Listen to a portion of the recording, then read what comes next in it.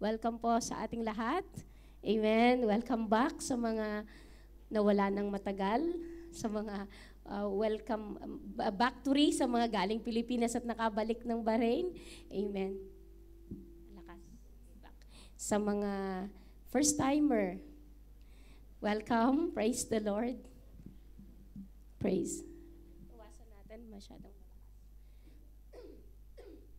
praise the Lord. Napakabuti ng Panginoon. Sino napapaindak sa awiting God is good all the time. Amen. Hallelujah. Amen. May pinagdaanan ka sa linggong ito, maraming pagsubok. God is good all the time. Kayo na mga nasa online. Amen. Kamusta kayo dyan? Kung may pinagdaanan kayo sa buong linggo, pero God is good all the time. Amen. Hindi po nababawasan ng goodness ni Lord dahil may nangyari sa buhay mo.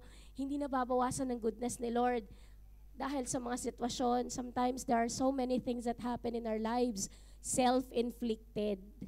Sabi mo sa katabi mo, self-inflicted. Kaya nagkakaproblema ka, kapatid, kasi ikaw may kagagawan. Tama, di ba? May nangyayari sa atin minsan, kagagawan mo. Alam mo naman, bawal kainin, kinain mo, tapos sumakit ang paa mo, binti mo. Alam mo namang hindi pwede sa'yo, ginawa mo. Hello? Tapos, naalala mo na lang, ay sorry Lord, pero alam mo sa sarili mo, ikaw may kagagawan. Marami kaming pasyente sa hospital, self-inflicted. Bakit po? Alam mo yon, alam mong mali, pero ginagawa mo pa din. Tapos pagka nandun ka na sa hospital, tsaka ka nagsisisi. Are you with me? Ayun. So, bakit ba yun ganun? Ba't ba ganun ang bungad ko? So, God is good all the time. Amen! Hallelujah! Woo! Praise the Lord. God is good all the time. The fact that I'm standing still, amen, in front of you, God is good all the time. Amen. Sige po tayo yumukot manalangin. Muli, ang gagawin lang natin dito sa gawain na to is makikinig ng salita ni Lord, mananalangin. Kakanta, mananalangin. Amen. So let us just pray. Heavenly Father, we thank you for this beautiful morning, O God, that you have given us the opportunity to worship you, O God. Yung iba, Lord, hindi na sila nagigising. Pero salamat sa amin. Bawat gising ay blessing, O Lord. And today, Lord, as we listen to your powerful words, anoint your servant, O God, that, Lord, mapagtagumpayan ko ang araw na to at maibahagi ko ang mensahe na nais mo, Panginoon. And Father, I pray that it's not my words, but your words that will come alive, O God, and quicken every spirit, O God, quicken every heart, O Lord God, that we will not come out of this hall, Panginoon, na Lord God, the same state that we came in. But Father, there will be transformation, changing of hearts, renewing of the minds, O Lord God. Lord, salamat Panginoon, O God, that we will be, Lord, bathed with your words. We will be washed with your words, and we will be purged with your words. We will be operated, O Lord God, through your powerful words. Lord, have your way, Lord God. Panginoon, ang aming mga puso ay nakasalang, Panginoon, sa operating table, Panginoon. Hayaan mo, Panginoon, na ang iyong mapagpalang kamay, Lord God, sa pamamagitan ng iyong salita, ang bumunot ng mga bato, Lord God, na mga kalyo sa puso namin, Lord, na mga naitanim ng kaaway na, Lord, hindi nagbibigay kaluguran sa iyo. Let it be, Lord God, uprooted, Lord. All evil thoughts and motives of the hearts that has been planted in our hearts, Lord, be uprooted today, O God, through your powerful words. Marami pong salamat, Panginoon, at binibigay na po namin ang kaluwalhatian sa iyo because indeed you are a glorious and victorious God. In Jesus' name. Amen. Amen. Palakpakan po natin ang Panginoon. Hallelujah. Amen. Kapag ikaw ay nagpipreach na ng mahabang panahon, mahirap maghanap ng title. Hirap na hirap ako maghanap ng title ng preaching ko. So meron po akong binabasang libro and I want to focus on this. It says, The Letters to Heaven. Binigay po sa akin ito as gift noong 2019. Nung birthday ko noong 2019 bago pa magka-COVID. Alam niyo po ang ibig sabihin ng book na to? Ang sabi dito is, Reaching Beyond the Great Divide. Kapag ka ang mga tao na gusto mong bigyan ng mensahe, nandun na sila sa langit. Ibig sabihin, kinuha na sila ni Lord. May mga bagay na gusto mong sabihin sa kanila, hindi mo na masasabi kasi kinuha na sila ni Lord. Yung marami kang sayang, sana nakapag-sorry ako sa Kanya. Sana, yung mga sana, yun ang ibig sabihin, yun ang nandito sa libro na to, na kumbaga letters to heaven. Ang tanong, nasa heaven ba yung sinulatan mo? Baka hindi mo alam kasi hindi mo na-preach ang gospel nung panahon na pinapapreach ng Panginoon. So alam nyo, I was just meditating sa mga nangyayari. Ang daming trahedya sa Pilipinas nung mga nakaraang mga linggo. Ang daming aksidente sa kalsada, kabilaan, ang daming mga untimely deaths. Yung iba nga, naalala nyo, hindi ko alam kung sino sa inyo nakabalita, pupunta yung mga bata sa youth camp yata, isang van ba sila o isang patay. Pero I pray in Jesus' name, I see the Lord sila, sa piling sila ng Panginoon. God has been impressing in my heart to warn us, congregation, and of course, to encourage us to make every opportunity. So, isipin nyo na lang, maaring hindi kayo apektado, hindi nyo kilala yung mga tao na yun. Paano kung kayo kasama doon? Yung isang OFW, lilipad na lang o aalis na lang ang kanyang anak na yumayakap at umiiyak, maya-maya nasagasaan. 'Di ba?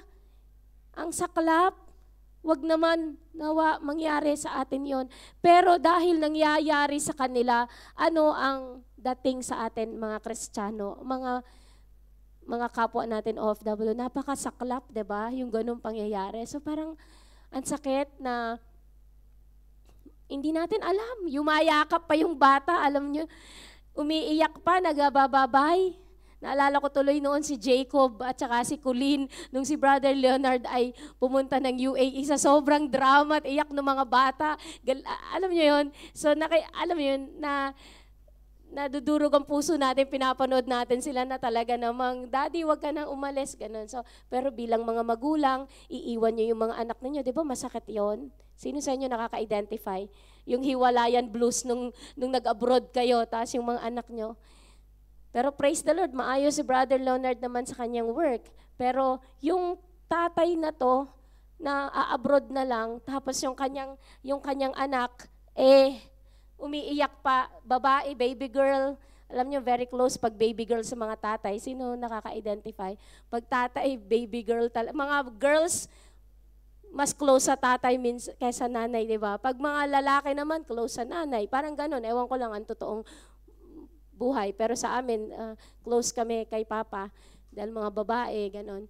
So yun, di ba, ang lungkot. Ang dami ko nababalitaan. So parang, it breaks our heart sa mga ganitong bagay. Ay untimely death. Ang tanong, kilala kaya nila si Kristo? Ang tanong, saan kaya sila pupunta? Langit po ba sila? Did somebody preach them the gospel? Ephesians 5:15-16. Pero ito, good news to. Malungkot man yung bungad ko, pero ito good news. Look carefully then how you walk, not as unwise, but as wise, making the best use of the time because the days are evil. The good news is, buhay ka pa. Sabi mo sa katabi mo, the good news is, buhay ka pa. Galaw-galawin. Shake, shake, shake. Amen. Baka natutulog. The good news, buhay ka pa. Nandito ka pa. Amen. Hallelujah. So meron ka pang panahon para mag-ayos ng buhay mo. Look carefully then how you walk. Kamusta ang yung faith walk? Kamusta ang yung Christian walk? Not as unwise but wise. Dapat hindi ka unwise. Dapat wise ka. Sabi mo sa katabi mo, dapat wise. Wais na misis. Dapat wise. Dapat wise po tayo. And you know, wisdom comes from the Lord. Wisdom comes from the Word of God. Let us be wise. Walk, amen, wisely. Wag tayong unwise. Sabi niya, making the best use of time because the days are evil. So, bakit ba namatay? Bakit ba nadisgrasya? Hindi ko alam kung may mga nakainom na nagmamaneho, kaya may napapahamak. Hindi ko alam kung ano yung mga dahilan ng mga chaotic situation and encounters. Andiyan no mga nakaraan bago itong mga pangyayari, may mga riders na nakikipag-away sa mga drivers. Andiyan baril na lang, babarilin na lang nila yung nakainitan nila. Mga ganong bagay, no? So this is evil times. We're aware of it. Make the best of your time. Baka mamaya, kayo din, kapag ka nagmamaneho kayo, tapos may mga nanggigit-git din sa inyo, baka mamaya nagmumura din kayo na, hello, lumalabas ang pagka-Kristiyano natin kapag tayo din ay na-challenge po sa kalsada. Are you with me? So aayusin din natin ang ating mga reaction, making the best out of our time. Wag po tayong, pakita din natin tayo Kristiyano, hindi lang Friday, di ba po? Ang pagiging Kristiyano po everyday. Amen. Bless you. Amen. Minsan nanggigigil din ako sa mga drivers na talaga nagka-cut sa akin. Tapos biglang, Lord, baka wala yan Kristo sa puso. Lord, in Jesus' name, I bless him. I bless. Alam niyo yun, minsan isipin mo na lang, sabi ko, Lord, itong driver na to kapag hindi to nagbago, mamamatay siya ng maaga. Pero Lord, ang tanong, saan siya mapupunta? Alam mo yun yung iyak ng puso ko na kailangan po etong panahon na to making the best use of our time. Anong ginagawa natin sa time natin? Are we preaching the gospel? Are we sharing? Are we doing our part? Hello? Kailangan maging wise din tayo. Huwag na nating sasayangin ng pagkakataon. Huwag na tayong babalik-balik sa mga gawing mali. Amen. Iwanan na natin, makipag-break na tayo kay Satan, magpatuloy na tayo sa Panginoon. Amen. Walk as wise, not unwise. Amen.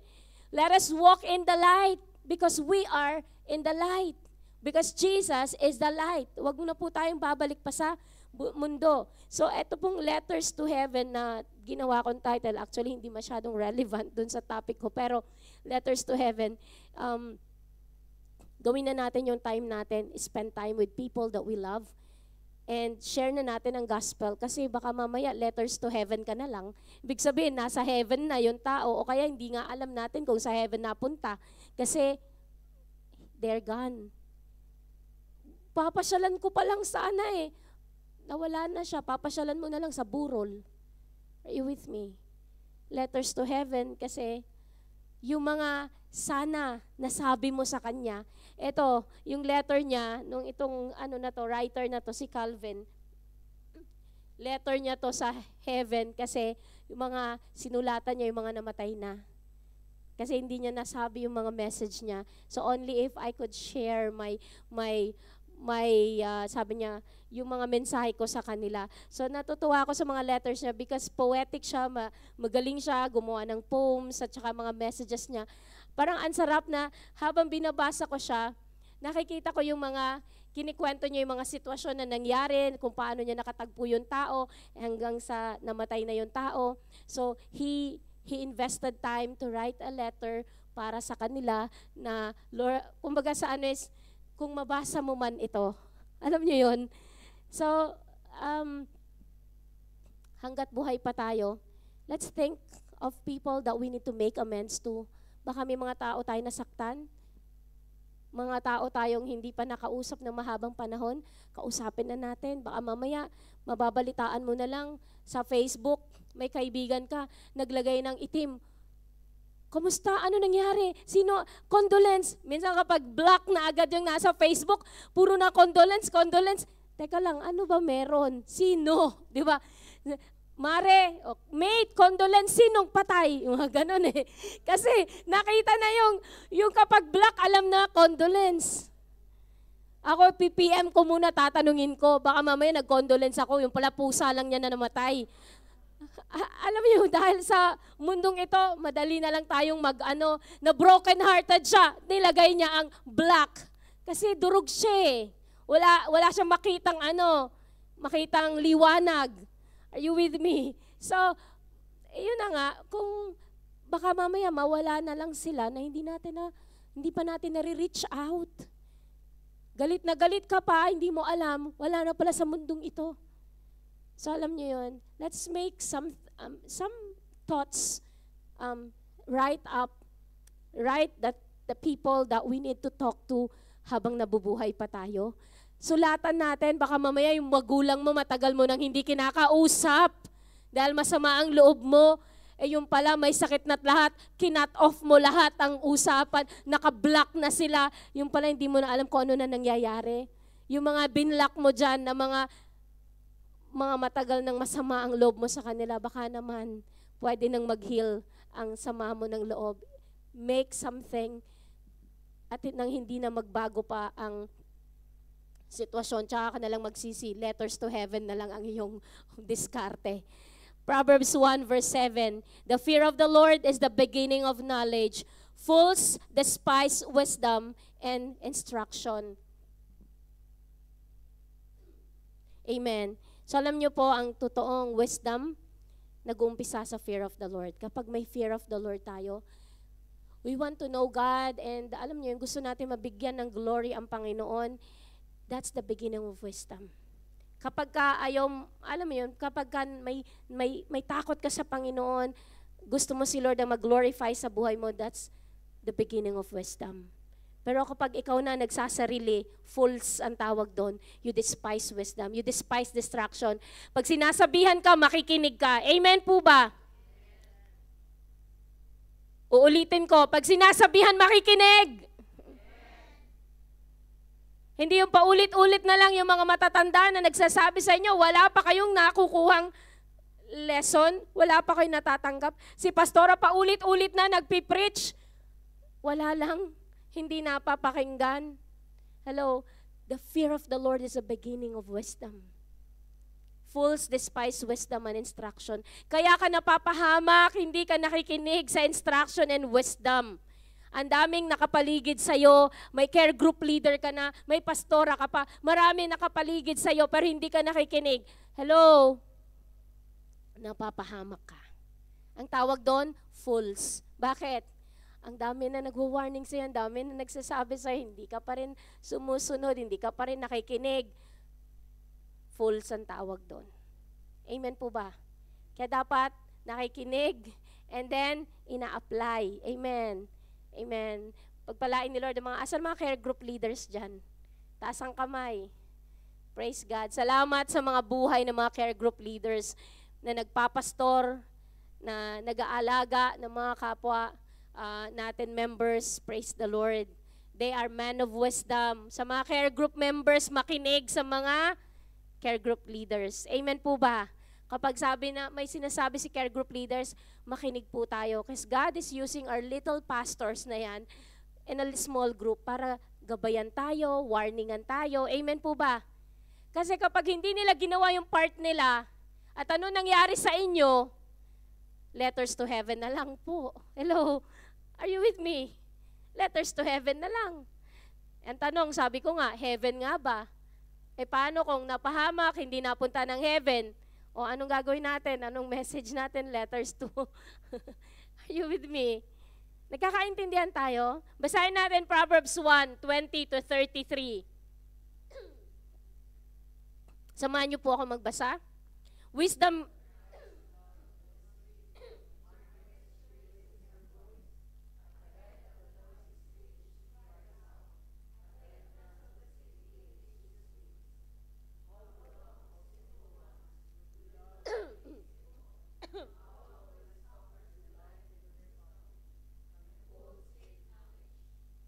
If you turn at my reproof, behold, I will pour out my spirit to you. I will make my words known to you.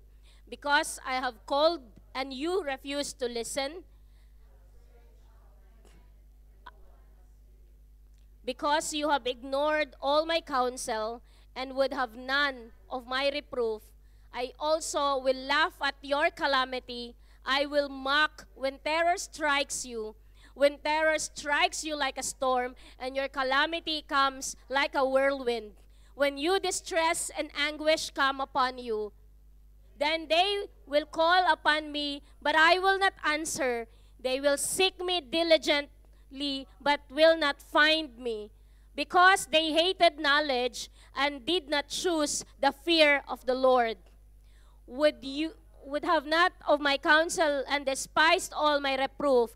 Therefore, they shall eat the fruit of their way and have their fill of their own devices. For the simple are killed by their turning away, and the complacency of fools destroys them. But whoever listens to me will dwell secure and will be at ease without dread of disaster. Praise the Lord. Alam niyo kung sino nagsasalita dito? Si Wisdom. Ito si Wisdom. Wisdom cries aloud in the street. Binigyan ng buhay ang Wisdom. Ginawang tao si Wisdom. Kumbaga sa ano, it is yung mga figures of speech. Wisdom cries aloud in the street. In the markets, she raises her voice. At the head of the noisy streets, she cries out. At the entrance of the city gates, she speaks. How long, O simple ones, will you love being simple? How long will scoffers delight in their scoffing, and fools hate knowledge? If you turn at my reproof. So itong Wisdom ang nagsasabi sa atin ngayon. If you turn at my reproof, behold, I will pour out my spirit to you, and I will make my words known to you. Because I have called, and you refuse to listen. Nagbibigay ng sermon si Wisdom, di ba? Sinasabihan tayo. Kasi ako ay tinawag kita pero hindi ka nakinig. I have stretched out my hand and no one has heeded, because you have ignored all my counsel and would have none of my reproof. So si Wisdom, sinasabihan niya yung mga tao na tumawag siya pero hindi pinakinggan. Hello? In-stretch out niya yung hand niya kasi ang Wisdom gusto kanyang tulungan para maging maayos ang buhay mo. Pero ikaw, nagsasarili ka, ayaw mo makinig kay Wisdom. Hello? Kaya napapahamak ang mga tao kasi hindi nakikinig kay Wisdom. Amen. I also will laugh at your calamity. Pag ikaw napahamak na, sabi ni Wisdom, I will laugh at your calamity. I will mock when terror strikes you. When terror strikes you like a storm and your calamity comes like a whirlwind. When distress and anguish come upon you, then, they will call upon me and I will not answer. Diba? Sino ba ang Wisdom? Si Lord. The fear of the Lord is the beginning of wisdom. So si Lord, nag-extend siya ng tinatawag tayo, makinig ka. Pero hindi tayo nakikinig. Mamaya-maya, pag dumating na ang calamity, Panginoon! Lord! Rescue me! Ano nangyari sa akin? Kasi hindi mo pinakinggan si Wisdom. Noong mga panahon na si Wisdom ay tumatawag sa'yo. Kaliwali Wisdom. Pero kapag may calamity na dumating sa'yo, ano na nangyayari? Saka mo naaalala, Panginoon, anong gagawin ko? Hello? In the wee hours, Pastora, anong gagawin ko? Hello? Pero nung nagpipreach si Pastora, hindi ka nakikinig. Andyan ka nga nakaupo lagi, minsan sa harapan pa, minsan sa likuran. Hawak mo telepono mo, nakikinig ka ba sa preaching ni Pastora? Hello? They will seek me diligently but will not find me. Oy, sorry po, wala tuloy nakaupo sa harapan. Dito, alam niyo yun? So, tabi-tabi po, nag-example lang ako. Wisdom. Amen. Si Wisdom ang nagsasabi, hindi ako. Basahin natin. Sabi niya, they will call upon me, but I will not answer. They will seek me diligently, but will not find me. Because they hated knowledge and did not choose the fear of the Lord. Nagkakaintindihan tayo? Would have none of my counsel, and despised all my reproof. Therefore, they shall eat the fruit of their way. Therefore, they shall eat the fruit of their way. Ibig sabihin, nung hindi mo pinapansin ang wisdom ni Lord, you will eat the fruit of your way. Maraming beses, marami tayong ginagawang, kaya nga self-inflicted. Bakit? Kasi nung mga panahong may warning na si Lord sa atin, Pastora, hindi ko pa din kaya. Pastora, Saka na lang. Yung saka na lang na yon, binigyan ka na ng warning ni Lord. 1, 2, 3. Ilang warnings na si Lord sa'yo, hindi mo pa rin sinusunod. Baka mamaya, nangyari sa akin yan, yung warning na yan. Ang daming warning ni Lord sa akin. Ako pa man din, si Lord kung nangungusap sa akin, may warning, naririnig ko talaga. Kapag ka hindi ako sumunod or tumugon, ako ang magsasuffer, umiiyak ako dahil mali yung nagagawa ko, dahil yung tinig ni Lord, sure. Kapag narinig mo si Lord, makinig kay Maygay, when you hear God warning you about something, He is saving you sa disaster.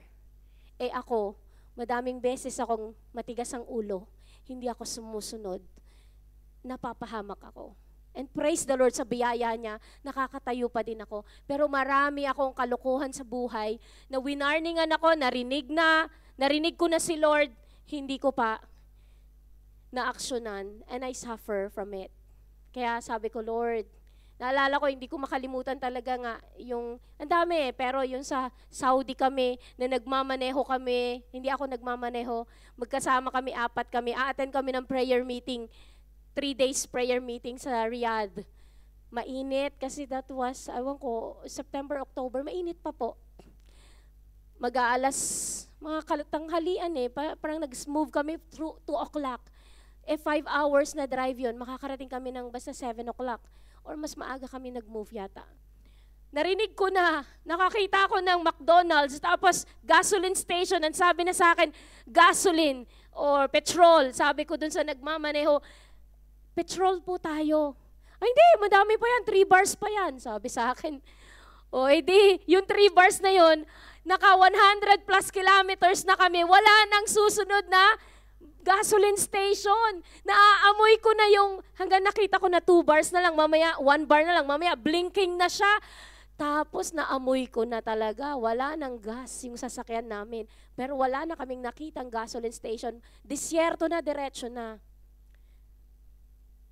Sabi na ni Lord sa akin, sabi na ng Holy Spirit, gasoline, magpagasolina na kami. Kaya 3 bars pa lang yun, gasolina na agad. Kasi hindi namin alam ang kakaharapin po namin. So, praise the Lord na nagilid kami. The Lord is good. Kasi mga pastora yung mga sakay. The Lord is good. Pastorang 3 at isang misyonaryo ang sakay. Kaya nagpadala sila ng pulis. Huhulihin kami. Akala namin, buti na lang, merong provision pa rin si Lord. Napakabuti ni Lord. Doon ko nakita miracle ni Lord. Meron kami nakitang galon na malaki, 25 liters na galon sa gilid. Sakto doon kami nagilid kasi hindi na umandaran sa sasakyan kasi wala na talagang gasolina, nangangamoy na. May 25 liter na empty galon sa gilid. So kinuha namin. Tapos may nadaanan kaming gasolinahan doon, pero ilang kilometers away yon. Nagbabaka sakali kaming tatawid para umigib ng gasolin doon. Dumating ang pulis at nagalit, hindi po pwedeng tumawid kasi napaka-restricted yon at highway na puro mga trucks ang dumadaan. Tapos sabi, let me buy for you gasoline, sabi nung pulis. So kami habang nasa gilid kami, may pulis naman na dumating. May van, pinasakay kami sa van, puting van. Pinasakay kami, pinakain kami, pinainom kami ng tubig dahil mainit, chinika-chika kami ng pulis. At tuwan-tuwa dahil may kasama kami Chinese. Sabi niya, kaibigan ko mga Chinese, ganyan-ganyan. So nagkwentuhan, nilibang kami habang yung isang pulis naman bumibili ng gasoline, gas. Praise the Lord, napakaganda ng kwento namin. Si Lord nag-intervene. Pero listen to me, ang lesson doon, makinig, gasolina, maggasolina. Ayoko na mangyari ulit yun sa amin dahil baka kung ano mangyari sa sasakyan, baka kung ano mangyari sa amin dahil along the highway yon, di ko alam kung saan kami napunta. Pero to make the story short, God sent 2 policemen, maybe in the form of policeman, but God sent His angel para i-rescue kami dahil papunta naman kami sa prayer meeting. Yun isa lang yun sa mga story na talaga unforgettable sa akin. Pero kapag naririnig ko talaga, kahit minsan antok na ako, pagka may sinabi si Lord, susunod na ako kasi I learned my lessons. Nanakawan ako sa Pilipinas dahil hindi ako nakapakinig, hindi ko pinakinggan yung tinig ng Panginoon. Check the gate, yung mga ganon. O habang lagi kong tinuturo yun kasi in my heart, it's so important to listen to the voice. When you listen to the voice, hindi ka mapapahamak. Amen po ba? Sabi mo sa katabi mo, makinig. Makinig. Lalo na sa tinig ng Panginoon o ng mga men and women of God that God is sending you. Si David, nung panahon na kinausap siya, nirebuke siya ni Nathan. Di ba si David ang preaching natin last week? Nirebuke siya ni Nathan. Doon pa lang siya nagsisi sa ginawa niyang kasalanan kay Bathsheba. Kasi may man of God na pinadala. Hello? Praise the Lord at nagsisi. Pero makinig kayo maigi, continue ko lang yung kwento last week. Sa ginawa niya, yes, pinatawad siya ni Lord, pero may consequences sa naging kasalanan niya. His family suffered a lot dahil nagkasala si David. So si Lord nagpapatawad, pero yung kasalanan natin may mga consequences yan. Kaya po, nananawagan po ako sa inyong lahat. Kung kayo po ay may mga kasalanang tinatago, isurrender na natin sa Panginoon. Kasi po, may consequences ang kasalanan. And you would not like the consequences of the sins. Ano nangyari kay David? Yung kanyang anak, ni-rape yung half-sister niya. Yung isa pa ng anak, nagrebelde. Yung isa niyang anak, kakompetensya pa niya sa paghahari. Na gusto ring maghari. Ang daming mga problema sa buhay ni David at the latter part of his life. But he is a man after God's heart sa beginning ng kanyang karir. Pero ano lang ang kasalanan na ginawa niya na nagpabagsak sa kanya at ang pamilya niya was wretched, naging wrecked ang pamilya niya. Ninasa lang niya si Bathsheba na naliligo, na nasilip niyang ganon. And that opened door for so many things that sana hindi na nangyari sa buhay niya. Kaya lang kasi na napahamak siya sa kanya pong pagnanasa sa isang babaeng may asawa na si Bathsheba. So I'm telling you, and I'm warning you, church, if you hear, obey. If you hear, obey. Huwag nyo na pong pababayaan pa. Hindi, si Pastora, I preach because the word of the Lord is powerful and effective. Binabago niya tayo. I'm giving warning, up to you if you hear the warning, but I don't want to have letters to heaven na ito naging disciple ko to. Hello? Tapos, hindi siya nagpatuloy sa Panginoon at napahamak siya. Alam niyo yun? Ayokong dumating sa point na magsisi ako dahil hindi ko kayo winarningan. Ayokong dumating sa point na nakukonsensya ako or nagkakaroon ako ng pakiramdam na I should have done a better job of being a pastor, sharing you, warning you, doing what I need to do as a pastor. So kung ako'y pastor at hindi ko kayo tinuruan ng tama, pananagutan ko sa Panginoon. Amen. Kaya kapag nagtuturo ako at masakit ang pagtuturo ni Pastora, ayoko na sa JCSGO kasi ang sakit-sakit ni Pastora magturo. Hello? Nasasaktan kayo. Kala nyo ba mas nasasaktan ako kapag nakita ko kayo na napahamak? It breaks my heart and it's a question on me na ano nangyari sa pagpapastora ko? Bakit ganun ang nangyari sa kanila? Are you with me? It breaks my heart. Kasi it reflects of how I handled people, amen, na napapahamak, na nag-a-attend sa church natin, tapos napapahamak. Para sa akin, masakit sa akin bilang pastora, na I am living a life, serving the Lord, giving my all, tapos hindi ko nawawarningan. Sabi ng Panginoon sa akin ilang beses, warning them. Pero hindi ko winarningan kasi natatakot ako, nahihiya ako. Ayokong magsalita. Hello? pero mali po pala. So kapag ang pastora nyo ay kinakausap kayo, praise the Lord. Kasi mahal kayo ng pastoran ninyo. Winawarningan kayo. Amen po ba? Praise the Lord. 32. For the simple are killed by their turning away, and the complacency of fools destroys them. But whoever listens to me will dwell secure and will be at ease without dread of disaster. Mawala ka man sa mundong ito, dahil you applied wisdom, praise the Lord. Alam mo sa sarili mo, I see the Lord. Yung topic natin noong nakaraan, becoming the bride of Christ. Lahat tayo mamamatay. Hindi ko lang alam kung sino una sa atin nag-graduate. Pero wag kayong malungkot. This is not a morbid topic. Abay, kapag si Lord naman ang kapiling mo, hindi malungkot 'yon. Na-translate ka lang from this world into a life kasama ang Panginoon. Anong problema doon?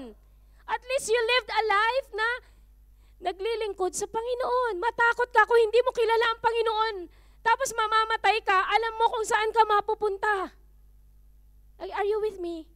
Pero kung naglilingkod ka sa Panginoon, tinanggap mo ang Panginoon sa puso mo bilang iyong Diyos at sariling tagapagligtas, anytime na mawala ka sa mundong ito, alam mo, you're just translated in a different and better place where there is no sickness, there is no diseases, kapiling mo ang Diyos. Amen! Hallelujah! Di ba nga?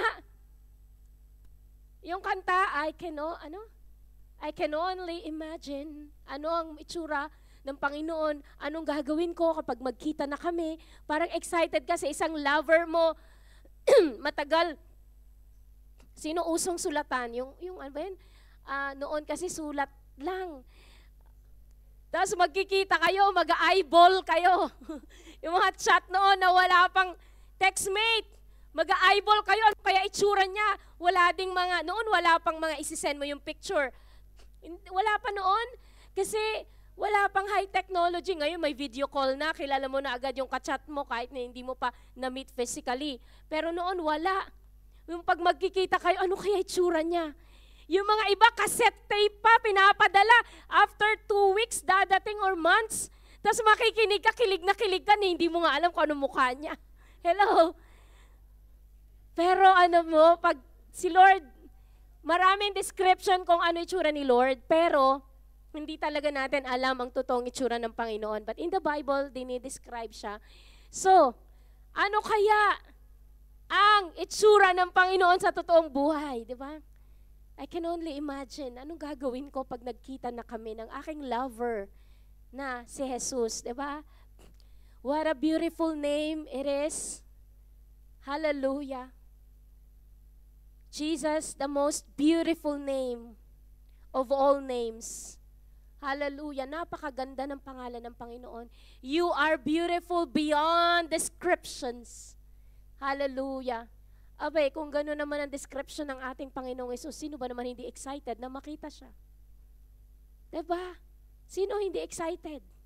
Sino excited makita ang Panginoon? Woo! Hallelujah! Lord, we want to see you. Hallelujah, we want to see you, Lord God. This is our desire. We want to see God. Amen. Hallelujah. Colossians 4:2-6. Continue earnestly in prayer, being vigilant in it with thanksgiving.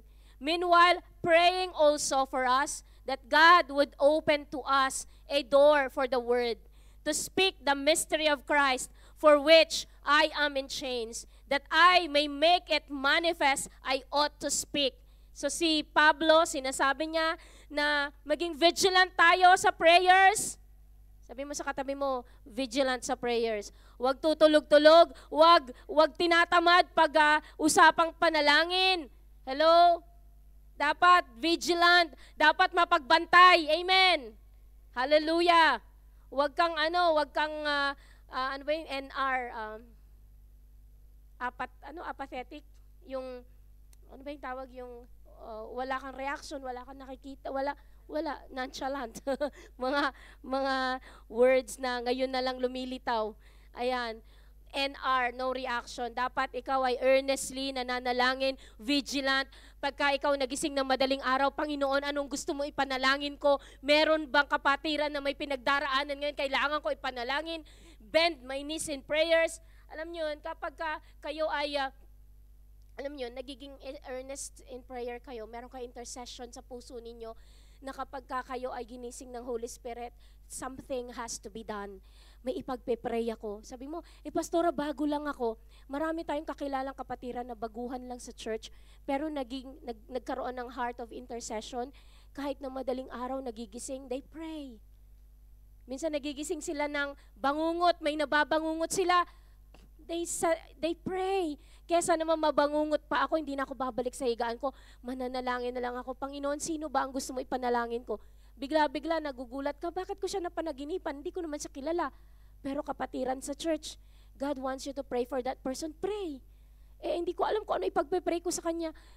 Lord, kung ano man ang pinagdadaanan ng tao na to, I pray in Jesus' name. Mayroon tayong kapatiran dito, masyadong colorful ang kanyang panaginip, yung mga panaginip na papanaginipan niya. Sabi ko sa kanya, ipag-pray mo yung mga taong pinapanaginip ni Lord sa'yo. Kasi bigla niya nakikitang kapatiran sa church, pinapanaginip sa kanya. So God is giving you an assignment to pray for that person. Bakit mo napapanaginipan? Amen. So when you dream of someone in the church, i-intercede nyo, ipag-pray nyo, baka siya ay may matinding sitwasyon at ikaw ang kinausap ni Lord. Ikaw ang nagising ni Lord kasi ang dami niyang ginigising, lahat tulog, pero ikaw nagising ka and you receive that burden in your heart. Yes, Lord, I'm gonna pray for her. I'm gonna pray for him. Hindi nyo alam, may pinagdadaanan pala yung tao na yun. And that very moment, she's in a depression, she's in such a way na hindi niya alam, darkness is just covering her. And then the Lord has given you that burden to pray for the person. God is talking to us to be vigilant in prayers. Amen. Meanwhile, praying also for us. Sabi din ni Pablo, pag-pray nyo din ako. Amen. That God would open to us a door for the word. Pag-pray nyo din ang mga leaders ng church. Ako, in particular, bilang pastora ninyo, ang hinihingi ko lang na prayer, that God would open the door for the Word of God. Para ma-preach natin ang gospel sa mga tao. Amen. Si Pablo nga, nakakulong siya dito He was in chain. Pero ang prayer niya, pag-pray niyo ako para makapag-proclaim pa din ako ng gospel.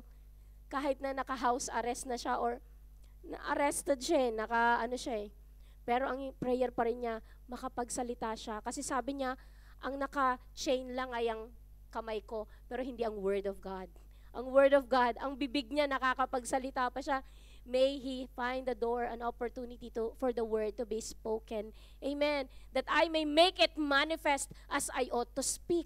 Na habang siya ay nag-share, nililitis siya, hello, ang masabi pa rin niya yung gospel. Hallelujah. Amen. Tignan nyo to, nakulong na pero ang heart pa din ay ang salita ni Lord. Recently, nanonood po ako ng mga videos about how the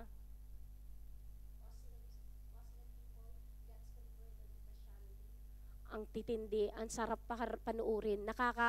Nakaka-inspire sila. Kasi, kung paano sila kazilos sa salita ni Lord. Tapos tayo na Kristiyano, na lang tayo, nakaka-inspire how they fight a good fight of faith. Na kahit na mabuhay nila, isalang nila out because they love Jesus so much. Because Jesus had manifested himself to them in a powerful way. Kaya sobra nilang iniingatan even ang salita ni Lord. Bawal sa kanilang mga Bibles pero they memorize chapters and verses and buhay na buhay. Kahit sa kulungan, alam niyo nakakulong sila, nagsisigawan sila ng hymns. Sumisigaw, umiiyak siya, nagpapanagoy siya, pero kinakanta niya yung mga hymns. Mamaya sa kabilang, sa kabilang selda naman, sasagot din siya, iiyak din niya. Kunwari, umaat-ungal siya, pero iniiyak niya yung worship niya. Tapos susunod naman, mga nakulong na mga Christians, pero alam niyo, it doesn't stop them from worshiping the Lord. Amen. Kaya sabi ko, wala pa tayo sa puntong ganon, pero kamusta na ang spirituality natin? Kamusta na tayo? Are we really living out the life of a Christian?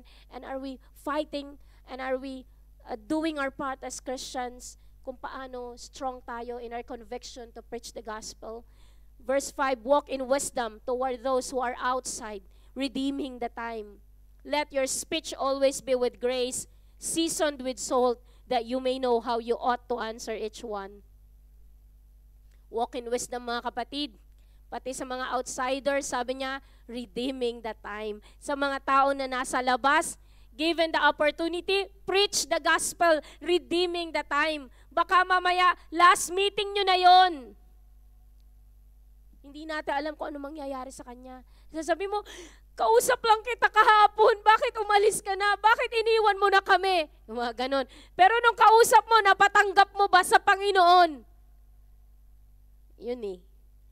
Sising-sisi ka na, kaya ang meron ka, letters to heaven. Kasi nga, hindi mo nagawa yung part mo, kaya susulat ka na lang, Lord, nawa mabasa pa niya itong sulat ko. Hindi na siya magsisisi kasi tapos na. Hindi niya na nagawang nagsisi, hindi na niya nagawang nakatanggap sa Panginoon. Kaya nga, redeeming the days, redeeming the time. Sabi mo, redeeming the time. Gawin mo na kung kaya mo pang gawin. Amen po ba? Thank you, Jesus. Hallelujah. Whew. Amen. Let your speech always be with grace. Panalangin ko, ganun din ako. Kasi minsan, diretsahan din ako magsalita. Masakit ako magsalita. Minsan without grace. Diretsahan na, wala nang grace. Seasoned with salt, hindi na natimpla yung mensahe na yung sasabihin, basta nasabi na lang. Dapat, sabi ng ganun, quote, i-repackage natin how we deliver the message. I-repackage in such a way na ayusin mo yung pagsasabi mo para hindi masyadong masakit. Pero masakit yung mensahe mo. Hello? Pero i-repackage mo siya. That you may know how you ought to answer each one. So dapat maayos tayo, ayusin natin. Communication, sabi ko nga last week, let's communicate ng maayos, communicate natin ng maayos so that wala tayong pagsisisihan pagdating ng araw. Na kapag ka nawala, praise the Lord, nasabi ko yung part ko, na nagawa ko yung part ko, na-encourage ko siya, napatanggap ko siya sa Panginoon. So yung mga tao na hindi pa po tayo nakapaghingi ng tawad sa mga tao na yon, hindi pa tayo Kristiyano nung time na nagkasigalot, nagkaaway-away, it's time to reconnect or do a closure. Kausapin nyo muna siya and then make a closure, hingi kayo ng tawad, release, and then magkakaroon kayo ng peace sa puso ninyo. Hindi ko alam kung kanino ko pinipreach ito. Am I making sense? May naiintindihan ba ang mensahe? Baka maya inubos ko na yung oras ko, hindi pala to na penetrate or wala palang nakaka-relate o wala palang nakakatanggap sa mga sa online. Naiintindihan niyo po ba? Mag-ayos muna tayo ng buhay para walang pagsisisi. Amen. Ayusin na natin ang mga relationships na dapat ayusin sa mga mag-asawa na medyo rocky ang inyong mga relationship. Ayusin na ninyo. Amen. Bago pa mawasak. Sa mga magkakapatid na hindi matagal na nag-uusap, ayusin na natin. Amen. Sa mga magulang at sa mga anak na matagal nang hindi ayos ang relationship, it's high time para mag-reach out na po tayo. Mama, papa, o kaya kung kayo yung magulang, anak, reach out na po kayo. Wag na marireceive nyo na lang yung bad news at sasabihin nyo, sayang, sana na ayos ko muna yung aking relasyon sa anak ko. Hello? Thank you, Jesus. Thank you, Jesus. By this, Paul means that we must live our lives in light of spiritual realities, ministries, opportunities, and Great Commission urgencies. Si Pablo, sinabi niya po ito, para tayo po ay magkaroon ng realization na kumbaga, making the most out of every opportunity. Amen? Yung Great Commission urgency, ibig sabihin hindi po dapat sinasantabi. Kailangan urgent, urgent, urgent. Let's preach the gospel. Huwag mong pababayaan. Hello? Amen? Mag-preach ka ng gospel, kapatid. Anuhin mo nga yung katabi mo, tapikin mo. Brother, sister, mag-preach tayo ng Great Commission, mag-preach tayo ng gospel. Meron tayong mga kapitbahay, meron tayong mga kakilala, hindi pa nakakilala sa Panginoon. Wag na po nating pabayaan sila na mapahamak. Tapos, ang bigat-bigat ng ng konsensya mo na hindi ko na-preach ang gospel sa kanya. Lumipat na ng bahay, kapitbahay mo lang, neighbor, chika-chika kayo, halos araw-araw, nagkakakitaan kayo, nagbibigay ka pa ng ulam. Pabigay ka ng bigay ng ulam, pero hindi siya Kristiyano, hindi mo siya napipreachan. Maya-maya, na-empty yung kabilang flat. Bakit kaya wala na yung kapitbahay ko, bibigyan ko ng ulam? Yung pala, lumipat na, hindi nagpaalam sa'yo. Sayang pagkakataon ko ng preachan ng gospel. Yung pala, nag-for good na. O kaya nalipat. Pero ilang buwan, taon, kapitbahay mo, hindi mo siya napapansin na or hindi mo tinake the opportunity na share ng gospel. Are you with me? 2 Timothy 4 verse 2, preach the word. Be ready in season and out of season. Convince, rebuke, exhort with all long-suffering and teaching. Hallelujah. Yun na nga, sinasabi ko na sa inyo eh. Preach the word. In season, out of season. Ibig sabihin ng in season or out of season, wala talagang season. Preach the word. Pag sinabi preach the word, it's a command, it's active, hindi siya passive. Gawin mo na. May exclamatory point pa. Preach the word. Amen. Preach the word. May exclamatory point. Hindi ako gumawa niyan, brother, ha? Bible yan, ha? Na talagang may urgency. Kapag may exclamation point, hindi lang siya period. Ibig sabihin, may urgency talaga yan. Preach the word. Be ready in season and out of season. Kaya din minsan, Pastora, wag naman ako. Ikaw naman, binigla mo naman ako. Si Lord mismo sa word of God. Preach the word in season or out of season. Hello? Laging handa. Amen. Tayo mga Kristiyanong laging handa. Amen. Kaya yung bag namin laging may gospel bracelet. Yung bag may laging tracts. Amen. Humingi po kayo mamaya ng tracts at praise the Lord. Welcome back, Ate Laura. Marami po tayong gospel bracelet at tuturuan na tayo ni Sister Laura gumawa para mas madami na po tayong magawa at mapamigay. Amen. And they loved it so much. The hospital team were very blessed to have Sister Laura sa paggawa ng mga gospel bracelet. Gustong-gusto nila mga bracelets natin. Makukulay daw. Gustong-gusto nila at excited na excited sila. So I want you to know na hindi nasasayang po yung ating mga pagpapagal. So let's preach the word in season and out of season. Convince, rebuke, exhort. Ibig sabihin, kukumbinsin natin sila. Minsan kailangan mo i-rebuke ang mga tao. 'Di ba? I-rebuke yung mga ginagawa na hindi nakakalugod sa Panginoon. Exhort kapag sila na in their lowest point in life. I-exhort natin sila. The Lord loves you so much. With all long-suffering and teaching. Amen. Matyaga ang puso natin. Tinitiis natin, tinatyaga natin sila. Amen. Kahit na, Pastora, nakakapikon sila. Ayoko na silang i-handle, turuan. Hello, long-suffering.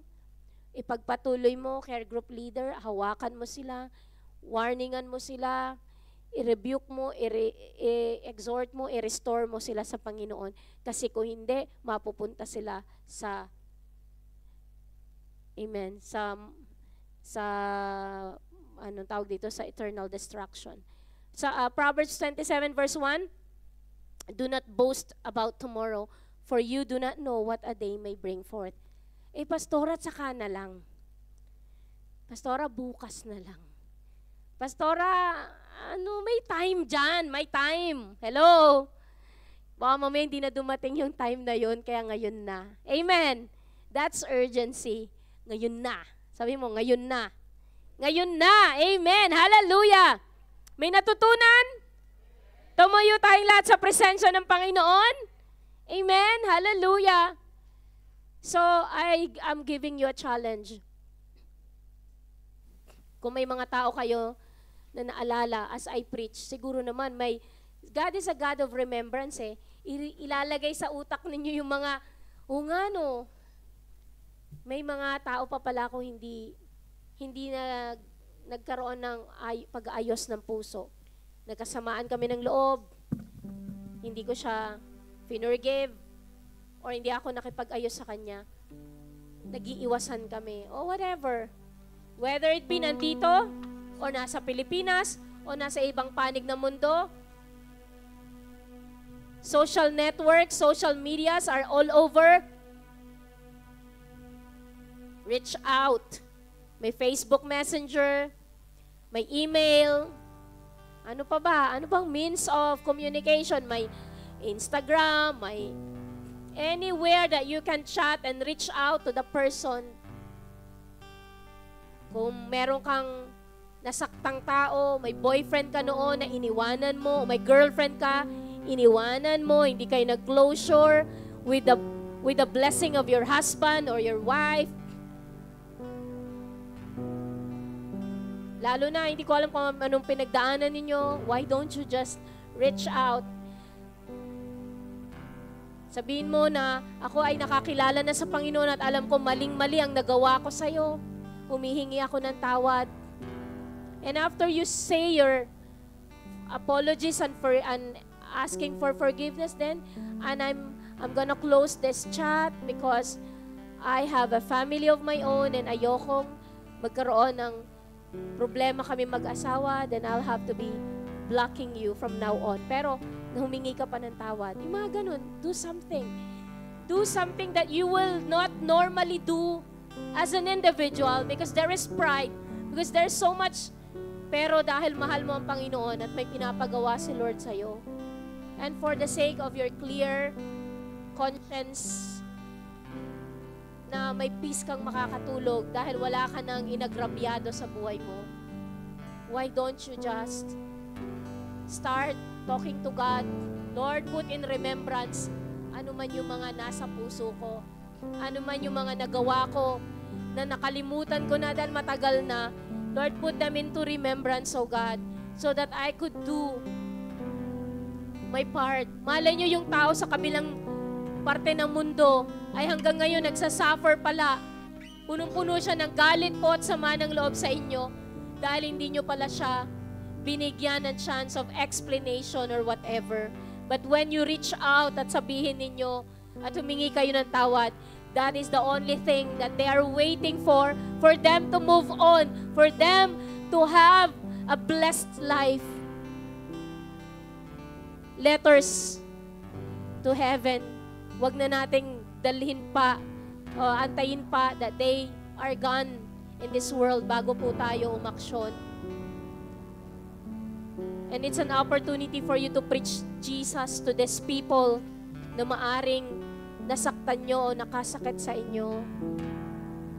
Sabihin nyo, alam mo ba na nasaktan ako ng gusto sa ginawa mo sa akin, pero pinapatawad kita kasi nakilala ko ang Panginoong Jesucristo at pinatawad niya ako sa lahat ng kasalanan ko. It's my turn to forgive you, kapatid, kung kayo naman ay naagrabyado. So this works both ways. Kayo ang nasaktan, kayo ang inagrabyado, you just bless them. Kung kayo naman na nakaagrabyado, kayo naman na nakasakit, na marapat lamang na humingi kayo ng tawad. And let us not live with anything that would make our heart heavy, burdened, para hindi tayo makapaglingkod sa Panginoon. Hallelujah. Thank you, Jesus. And let us get out of our current situation. Let us seek God while we have time. Kausapin natin ang Panginoon. Hallelujah. We do not hold our lives. Hindi natin alam hanggang kailan tayo sa mundong ito. But let us spend time. Let's spend time with God, serving God. Ginagawa na natin kung ano yung kalooban ng Panginoon. Because life is like a mist. It's here now and tomorrow it's gone. Like a twinkling of an eye. Hindi natin hawak ang buhay natin. And so let us do what God wants us to do today. Heavenly Father, we come to you, O God. We ask for forgiveness sa aming mga pagpapabaya, Panginoon. Lord, we ask for forgiveness for complacency. Lord, sa oras mong ito, Panginoon, buksan mo po ang aming kaisipan, ang aming, Lord, puso, Panginoon, to be responsive, O God, for your urgent call. To be vigilant, Lord, to listen to wisdom, crying out loud, Panginoon, na Lord, ayaw mo kaming mapahamak, kaya patuloy mo kaming tinatawag. You want us to hear and listen, O God, sa mga karunungan na binubuhos mo sa amin time and time again.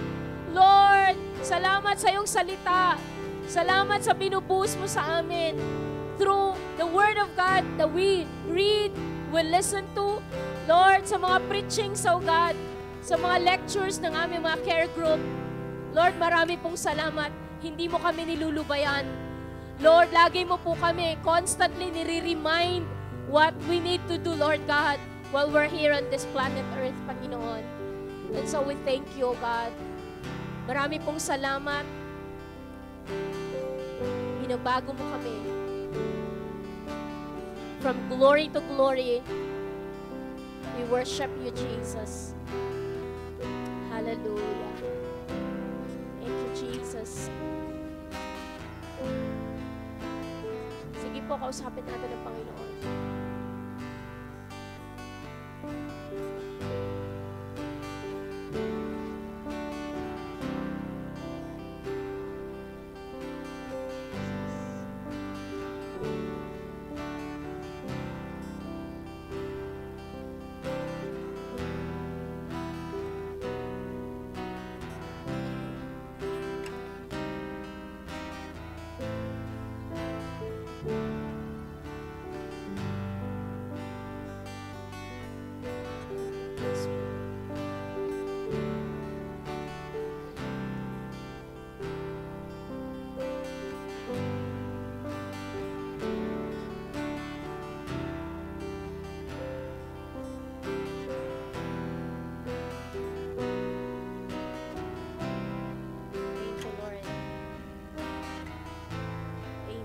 Habang kayo po ay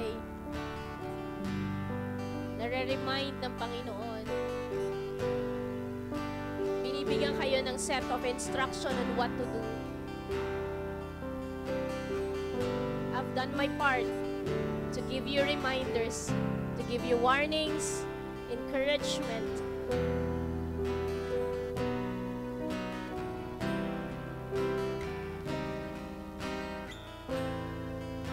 Hallelujah. Panginoon, salamat, O Diyos.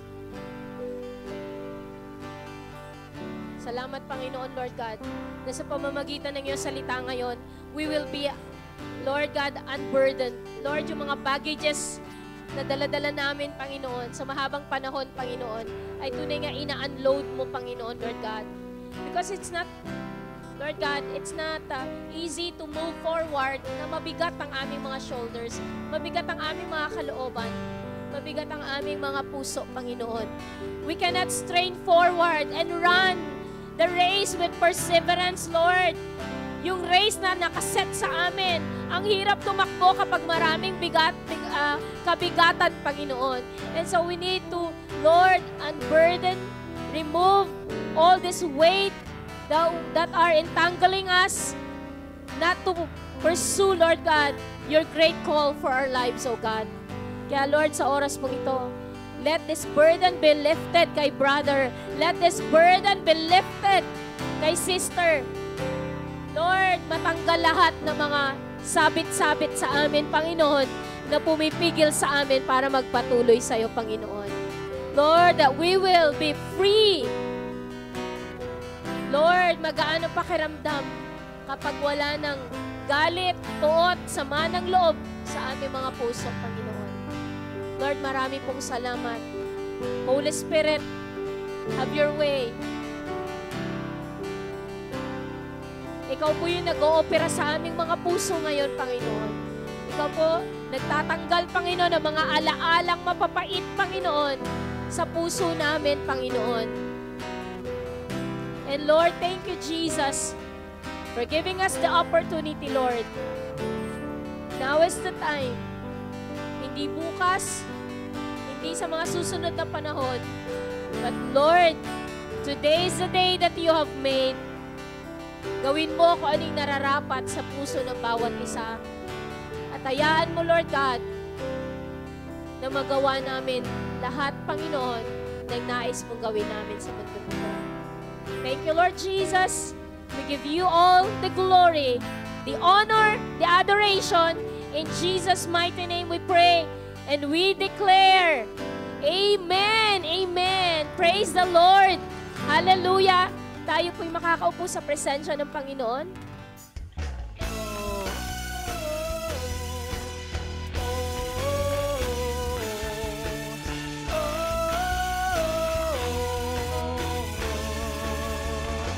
Sa pangalan ni Kristo,